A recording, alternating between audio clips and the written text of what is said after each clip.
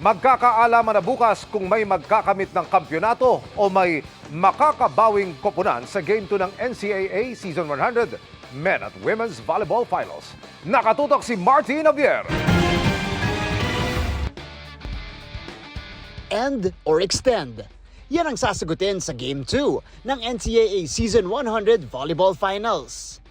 Sa Men's Division, may tsansang umukit ng kasaysayan ang Arellano Chiefs at makuha na ang una nilang kampyonato kung maipanalo ang Game 2. Pipilitin namin na tapusin na ng Game 2 kasi mahirap kalaban yung Letran. Sabik na sabik po kami kasi first championship po ata ng Arellano pag nakuha namin sa Wednesday. Pero mahahadlangan yan kung makabawi ang Letran Knights. Gaya ng target nila ayon sa kanilang spiker na si Bembem Bautista. Sa mga nasuporta, pasensya na po. Sinisigurado ko sa inyo na sa Game 2, mananalo kami. Makikita nyo yung mas masayang team namin.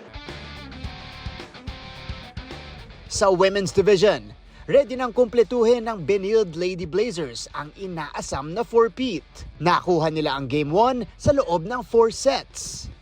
Kahit pa hindi naging madali dahil sa tindi ng bakbakan kontra Letran Lady Knights.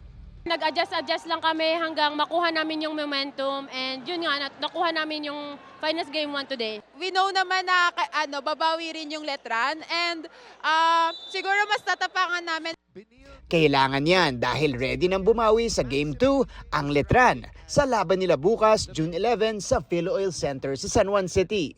Mag-focus lang din sa system na pinapagawa sa amin ng coaches. Mapapanood live ang mga Game 2 ng Men's at Women's sa Heart of Asia. At may live stream din sa social media accounts ng NCAA Philippines at GMA Sports PH.